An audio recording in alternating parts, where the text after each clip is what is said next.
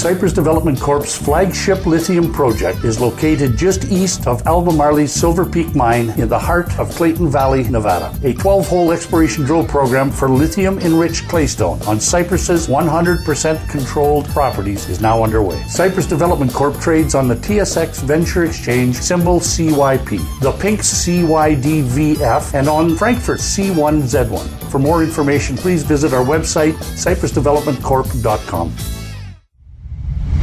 You're listening to HowStreet.com radio, available online at TalkDigitalNetwork.com.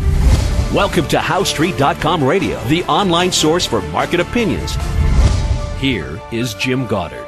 My guest is market historian Bob Hoye. He's the chief investment strategist for chartsandmarkets.com. Welcome back to the show, Bob. Here we are, Jim. It's Friday, and we're talking to the air out there. Is that the way we describe it? No, there's people. That's the but we're theory using anyway. The airwaves, shall we say. Well, the interior airwaves is cyberspace, space. Mm-hmm. It's all there, I'm convinced. Bob, gold is up over $1,300 US an ounce. What is that telling us about what's going on with not just gold, but the markets in general?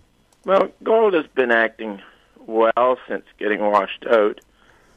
And the feature of like when the stock market got hit, the tendency was for the U.S. dollar to go up.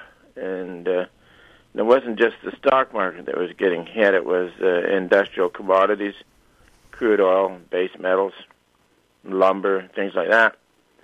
So anyways, that then came down to rather a nasty oversold just right going into Christmas. And you recall that we had been expecting that if there was a liquidity crisis in the fall, that it would likely clear in November, and that one of the great bubbles in the past did actually have a liquidity crisis going right into Christmas. So there was nothing unusual about this. Now, what has been missing, Jim, is that the changes in the yield curve and credit spreads, changes in the decline in the stock market, the decline in industrial commodities has been significant. And I think significant enough that there are some important traders caught offside. So, and there have been, hedge funds' returns have been dismal, but you haven't seen any announcements of insolvencies or even outright defaults when the change has been significant enough that one might expect that. So maybe if there's any big names offside, they're kind of holding things together. One would expect after the hit down into Christmas that you'd get a rebound, which we did. And then as of a week ago, like S&P and whatnot got overbought. So this correction now in the S&P can go on for a bit. And we're seeing that also, as you opened with gold, that there's a tendency that when there's a setback in the stock market for gold to kind of go up, and gold shares, I think, eventually can go opposite, because when I came into the investment business a long time ago, in the mid-1960s, and you would have a day where the Dow Jones Industrials would be down, a noticeable amount, and at the same time, the Toronto Gold Stock Index would be up. So, and then opposite to that. So we might be able to go back into that again. I know that in a post-bubble contraction, which we've been discussing, is that eventually the real price of gold goes up as most everything falls relative to gold, and that helps with profitability in the industry and increases production. So if one of the things about a post-bubble contraction is that the gold sector does well, and at the moment, gold is still, the U.S. dollar is not convertible, so it's not a fixed price, so the price will vary, but underneath it, one wants to watch the real price. Now, on this possible post-bubble contraction that I've been talking about, is that one of the signs of a slowing whatever will be the Treasury bill, the U.S. Treasury bill, coming down in yield. And, of course, the whole world, or too much of the investment world, focuses on what the Federal Reserve is going to do to interest rates. And I've got enough history. The question is, what is interest rates going to do to the Fed? And what history shows in volatile financial markets such as we're in, that the senior central bank is typically a number of months behind the changes in market rates of interest. So we've got like the 3-month Treasury bill and the 6-month bill. Those are changing in yield all the time, instantaneous, all day long, all night long. And then you have the central bank with what is called an administered rate, the Fed funds rate.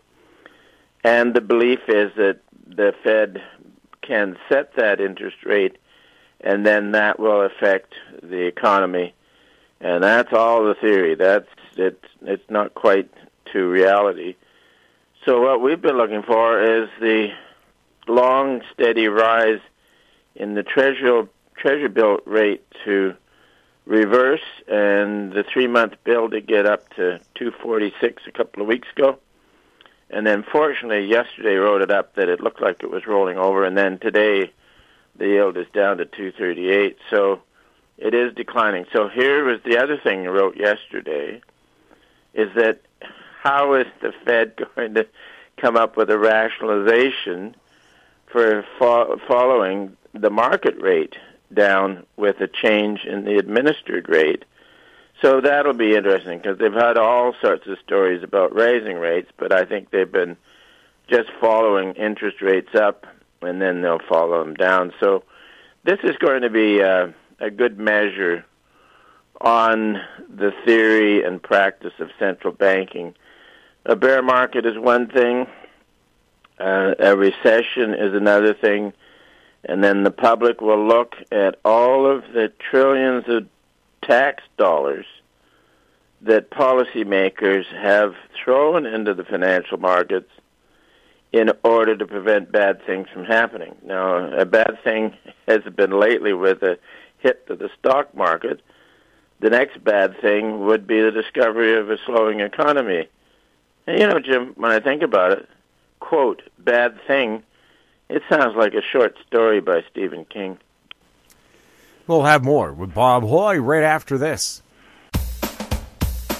I'm Douglas Mason, CEO of Naturally Splendid, symbol NSP on the TSX Venture Exchange. Naturally Splendid is a biotechnology and consumer products company focused on the global cannabis and health markets. Naturally Splendid is expanding distribution in this rapidly growing market with products currently in Canada, the USA, South Korea, Germany, and Australia. To view our comprehensive company presentation and for more information, please visit our website at naturallysplendid.com. I'm Kelly Jennings, CEO of Powerband Solutions. Powerband is a cloud-based provider of auction, inventory, and finance solutions that make buying, selling, and financing vehicles more efficient. Powerband Solutions trades on the TSX Venture Exchange symbol PBX and on the OTCQB symbol PWWBF and on Frankfurt symbol 1ZB. For more information, please visit us at powerbandsolutions.com. Welcome back. We're speaking with Bob Hoye, and we'll have a question to be answered in our third segment here, so just stand by for that. Bob, oil, $53.63, up 50 cents. Is it going to stay in this $50 range, or do you expect it to pick up? No, it got beat up nicely. In August, we were looking at the seasonals, and they were confused for a while, and then as it worked out, and we were writing about it in September, where crude oil continued to be firm, that it might be falling back into an old seasonal pattern where you can have a high late September, early October, and that came on 77 was effectively the high on October the 3rd, and our view was that it would decline to a dismal low in its seasonal low period, December, January. So it's come down, and we're almost out of January now, so perhaps the worst seasonal part is past us, and I think we can have crude being a rising trading range, say out to March. Same thing with the base metals. They got whacked rather hard right down and with the selling pressures into Christmas and some churning. It's had a bounce and some churning around, but eventually the industrial commodities can be firm, perhaps out to March. This would be a rally in a bear market, because where I mentioned that in a post-bubble contraction, gold does well, it's because industrial commodities do not do well. So you'll have a period of unusually weak industrial commodity prices. And if you look at it, take a look at crude oil, for example, which represents energy costs. And one of the key items in mining anything is the cost of energy and the cost of blasting agents, and they all relate to hydrocarbons and crude oil and all that sort of stuff. So this then makes the gold mining business more profitable, and then when you're having tough times in the base metal side, then you have equipment that's cheaper, and you've got wage for miners not moving up. So it's the way Mother Nature works things, whereby you do get into a favorable time for gold. But it's like anything else in this market. We sort of prefer playing the gold share side rather than gold or silver. And these have to be traded from buying them on an oversold condition and taking some money off the table on when they're overbought. And that's our basic advice on that. And it's also the same thing on whether one is positioning investment-grade stocks or investment-grade bonds. Oh, and we should discuss about bonds, because then China, with their huge financial bubble, and their stock market has been coming down for almost a year now, maybe more than a year. They have a huge problem in the bond market. Their corporate market, they issued too many, and their default rate is going up, and the prices are going down.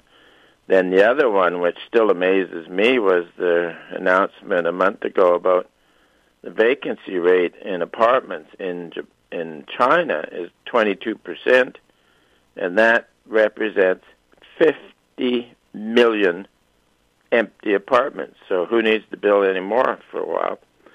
So the whole world is all wrapped up together. You've got you had a fabulous bubble, and it has had a significant hit, a liquidity problem, from which it'll get some relief. And also this will feed back into housing prices. When you have a great financial mania such as we've been in, the price of other assets get bid up, and then when the financial markets change and you go into the contraction, most asset prices get bid down, and we just like to make the calls on it on an intermediate basis. And when you've got a model that gives you a pretty good path of where things are likely to go, and then you back that up with technical trades to give you the oversold or the overbought conditions, it gets to be a rather practical way of investing or trading. We'll have more with Bob Hoye when we come back and an answer for a listener's question. Grand Portage Resources recently completed the 2018 drill program on its 100% controlled Herbert Gold Discovery property located in the prolific Juneau Belt in southeast Alaska. Drill results are expected through late 2018. Past drill results included numerous multi-ounce gold assays on multiple veins. Grand Portage trading symbols are GPG on the TSX Venture, GPTRF on the OTC QB, and GPB on Frankfurt. For more information, please visit our website, grandportage.com.